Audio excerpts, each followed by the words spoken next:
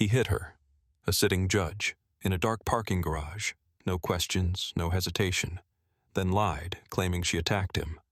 But one leaked video changed everything, and what happened next shook the entire courtroom.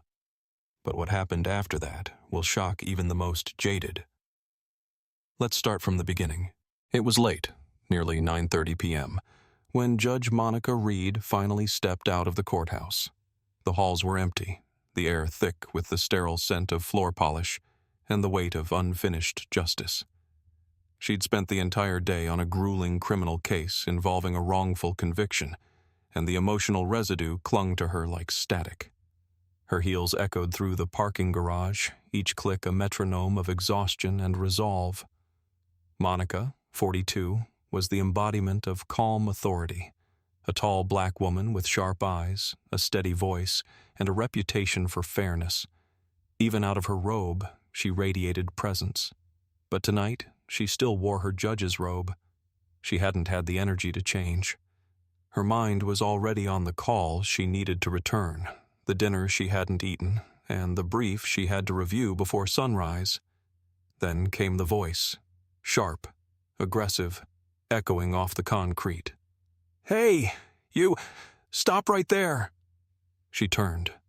A police officer was storming toward her, white, mid-30s, built like a linebacker, jaw tight, eyes scanning her like she was a threat. "This is a restricted area," he barked, hand drifting toward his holster. "Step away from the vehicle." Monica blinked, confused. "I'm Judge Reed. This is my designated parking. My ID is—" "I don't care what you say," he cut her off, stepping closer. "You're trespassing." There was a pause, a moment where she could have escalated or de-escalated, but she chose calm. "My badge is right here. Let me show—" Before she could finish, he was already grabbing her wrist. Hard. She stumbled backward, hitting the cold concrete wall with a muted gasp. Her eyes widened, not from fear, not yet, but disbelief. He was really doing this. "Stop resisting," he snapped. "I'm not—" she started, but he slapped her across the face, hard. The sound echoed louder than her heels ever could. Her head snapped to the side, robe catching on a sharp edge of the wall. Time seemed to freeze. Even Officer Wallace, Brent Wallace, as she'd later learn, seemed to realize something had just gone terribly wrong. The courtroom, the cases, the lives she'd helped, the justice she upheld. All of it vanished in that second under the weight of his hand. Then, like some cruel irony, her ID card fell from her pocket. It landed on the pavement between them. His eyes flicked down. Superior Court of California, Honorable Monica L. Reed. His face drained of color. "Wait, you're a judge?" She didn't answer. Just looked at him, one cheek red and swelling, her lips pursed in silence. That silence was more terrifying than any scream. I thought—" he stammered, stepping back. "You didn't say—" "I did?" she replied quietly. "You weren't listening." The quiet that followed was suffocating. Brent straightened his belt, trying to regain composure, but it was gone.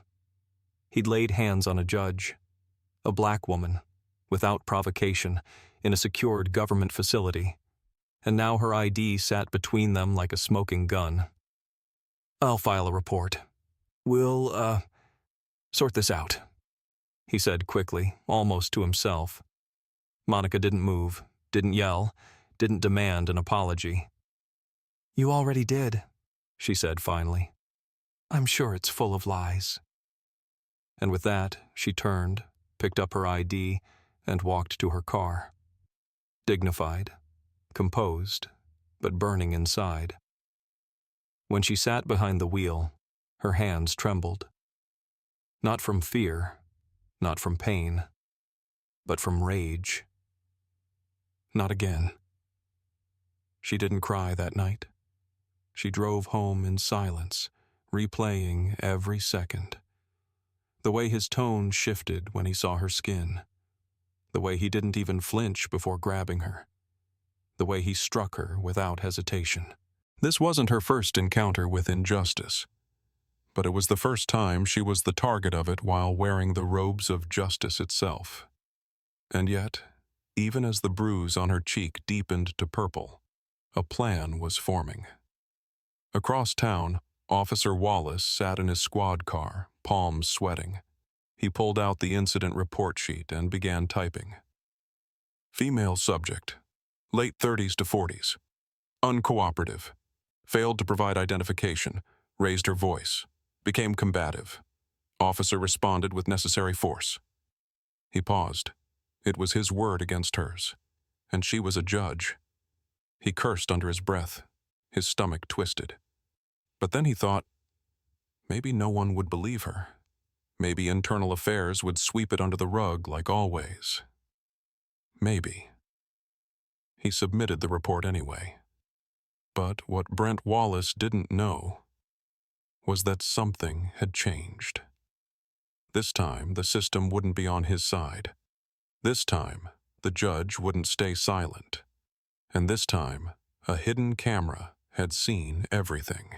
The next morning, the city woke to headlines that ignited a firestorm. Superior Court judge allegedly assaulted by officer in courthouse garage. Body cam dispute, who's telling the truth? Internal Affairs opens investigation into late-night incident with sitting judge. Monica Reed's face was everywhere. Grainy security stills, old courtroom photos, even college images of her from 20 years ago were dragged into the media. Commentators debated, talk shows speculated, and the city buzzed with opinions. Was it a misunderstanding, an overreaction, or something far more sinister? But in her apartment, a quiet, modern space lined with legal books and family photos, Monica sat on the edge of her couch, holding a frozen compress to her bruised cheek. Her phone hadn't stopped ringing. Journalists, colleagues, even old law school acquaintances she hadn't spoken to in years were reaching out. She ignored them all. The voice she waited for finally came, soft, slow, and heavy with wisdom. "You okay, baby?" It was her father, Charles Reed, a retired civil rights attorney who'd once marched alongside John Lewis and defended black protesters pro bono through the 70s and 80s. To Monica, he was more than a father. He was her blueprint. She swallowed hard. "I don't know." There was a pause, not of surprise. He had lived through worse, but of pain. "Tell me what happened." She did. Everything. The words came slowly at first, then all at once. The yelling, the shove, the slap. The way he didn't flinch, didn't hesitate, didn't listen. The way her badge meant nothing once he saw her skin. Charles was silent for a long moment. Then, "You need to fight this. Not just for you, but for everyone watching." That same day, Officer Brent Wallace was being praised by his sergeant. Handled a non-compliant suspect, showed restraint, wrote it all up clean. Brent nodded stiffly. The lie was spreading like wildfire, and he was feeding it. But under his calm exterior, something festered. Guilt? Maybe. Or just fear. Fear that someone, somewhere, might dig deeper. His report had made Monica out to be belligerent, uncooperative, irrational, all the tropes often weaponized against black women in power. It was a script written long before he'd joined the force. And the system? It welcomed it. For now. Meanwhile, the Judicial Oversight Board reacted quickly. Too quickly. Judge Reed was notified that she would be placed on administrative leave pending internal investigation. No public statements, no court duties, no opinion pieces. She was being silenced. Just like that, her courtroom, her sanctuary, was taken away. Monica stood at the window of her apartment that night, staring at the courthouse lights across the skyline. She thought about the irony, that in a country where law and justice are meant to shield the innocent, the moment a black woman in power was attacked, she was the one pushed out. That night, she cried, quietly, not from weakness but from fury and grief. Grief for every case she'd handled, every defendant who claimed police abuse and whom she had pressed gently, needing more evidence, always demanding full context.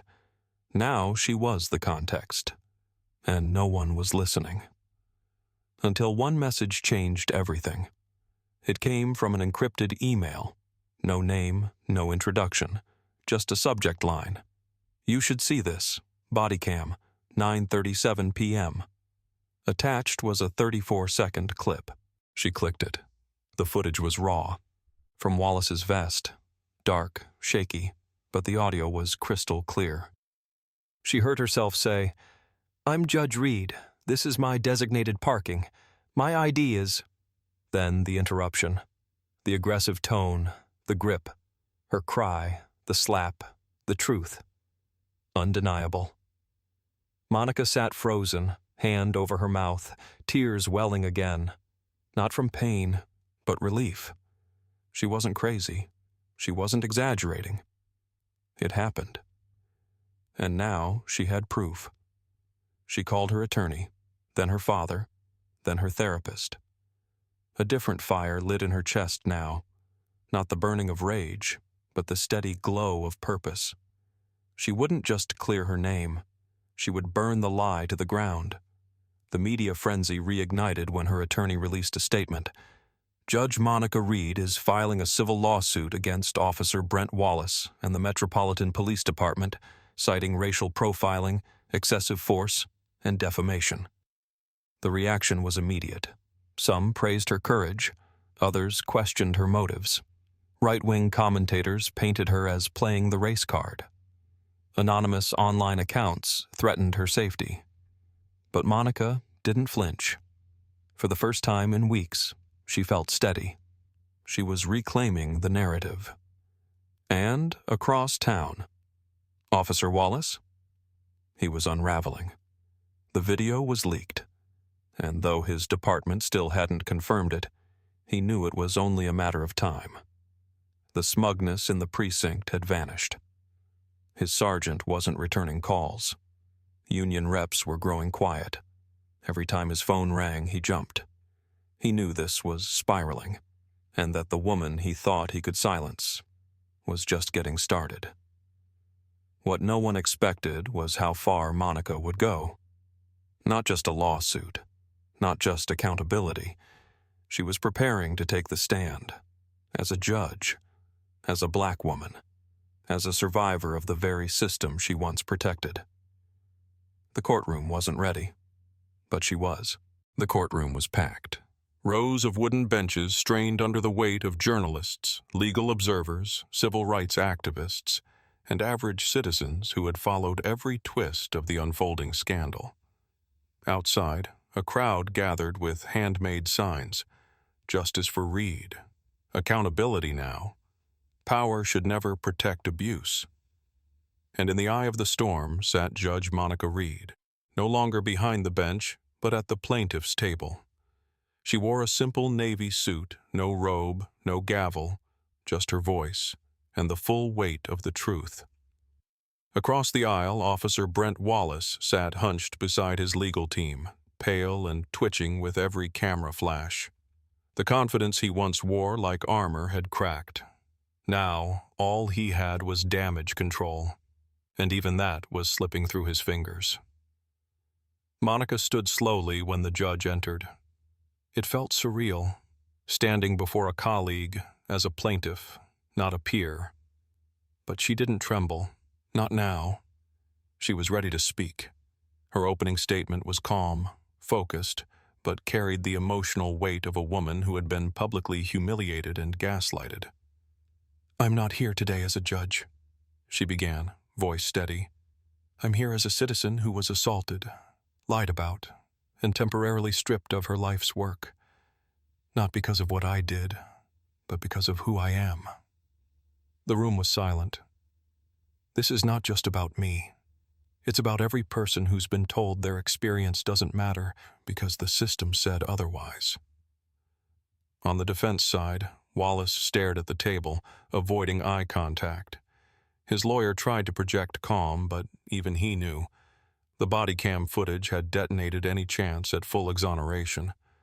But Monica didn't rely solely on that clip. She knew better.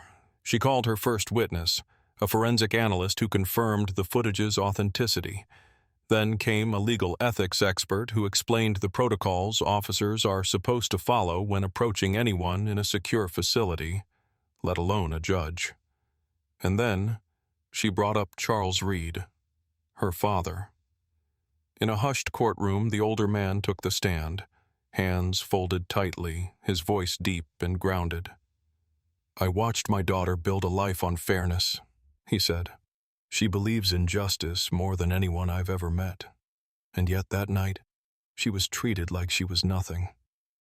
He paused, looked directly at the jury. "I was a civil rights attorney in the 60s. Thought I'd seen the worst. But watching what happened to her, that was personal. That was today's version of the same old story." But the most pivotal moment came when Monica took the stand herself, sworn in, hands folded, calm, but firm. The prosecutor asked the questions.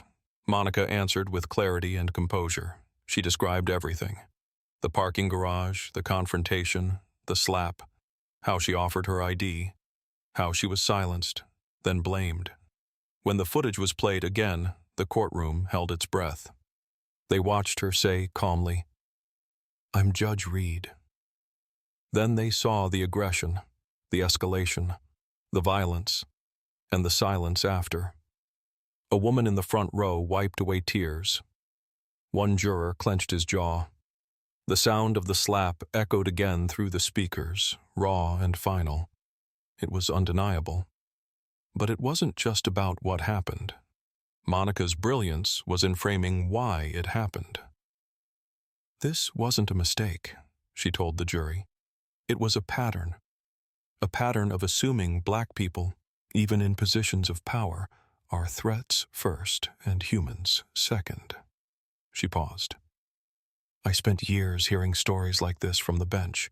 Some I believed, some I questioned. But now I am the story, and I see the truth clearer than ever." The defense scrambled. Wallace's lawyer attempted to poke holes in her memory, suggesting perhaps she overestimated how aggressive the situation really was. But the footage made that argument laughable. They tried to shift blame, to policy, to stress, even to potential confusion, but none of it landed. The jury saw through it. More importantly, the public did. Social media exploded during the trial. Hashtags like #JusticeForJudge Reed and #EndQualified Impunity trended worldwide. News anchors began referring to her simply as the judge who fought back. Students wrote essays about her. Activists cited her case at rallies. And quietly, across police departments nationwide, internal training manuals began to update their sections on implicit bias. On the fourth day of trial, the defense rested. And for the first time since it all began, Brent Wallace was asked to speak. His lawyer was hesitant, but Wallace insisted. He took the stand in a crisp uniform, trying to look composed. But under pressure, his story cracked. He stammered, contradicted earlier statements, admitted he had not recognized her, claimed he was under stress, suggested she had been vague. Then Monica's attorney asked one final question. "Officer Wallace, what would you have done if she were white?" Silence. His jaw clenched. I don't know."